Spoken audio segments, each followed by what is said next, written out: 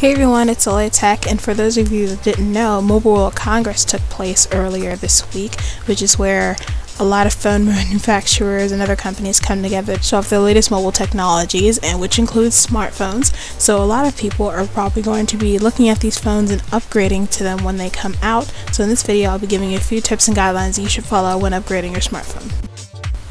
Now the first tip is to make a list of all the features that you do and don't want in a smartphone, just so that when it's time to start actually choosing, it's easier for you to narrow down the features that you absolutely don't need and don't need to waste your time on, and the ones that you absolutely do need.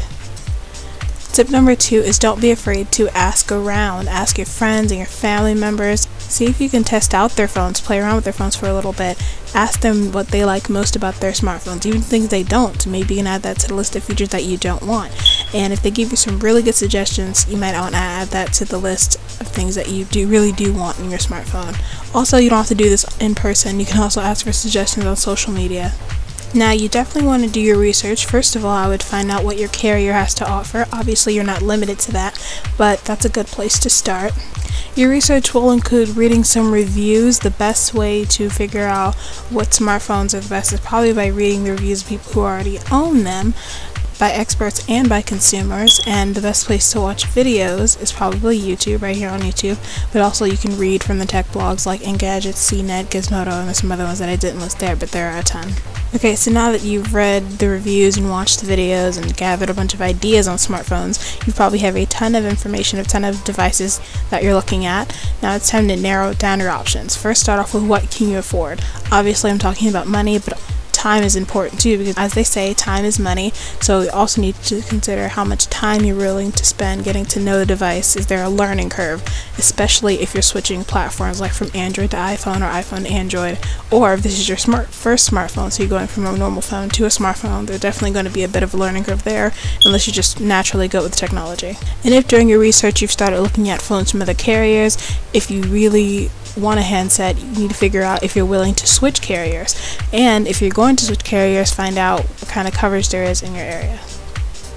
Okay, now that you pretty much know what you want, you've narrowed it down to at least one or two smartphones, if not just one. Now you need to know when to buy. If there's a new model coming out soon, most likely the previous model of that phone is about to take a decrease in price. Now, how do you know if a new model is coming out soon? Certain companies like to release their products at around the same time every year. The most famous example is Apple. They release their new iPhones pretty much every fall for the last couple of years. Also, Samsung has a track record of releasing their phones in February or March. Also, if the phone or phones you're looking at are relatively new, there probably isn't a lot of long-term information out there on it, such as durability over time, how many updates this phone is going to get. You really just never know that when the phone just comes out. You're generally just getting a first impression or a first look at it, or a quick review done within maybe a week by the reviewers. So you might want to wait until some more information comes out on like real-world usage. Finally, I want to touch on where you should buy your smartphone. Your first choice is your carrier retail store. This is good. It's very straightforward. You can ask any final questions you have about the phone in store right there with the representatives. However, you may not get the best deal, especially if you're getting a subsidized phone, which means you're paying for it in increments every month. You actually end up paying more than you would have otherwise with the plan and a contract and everything like that in the end.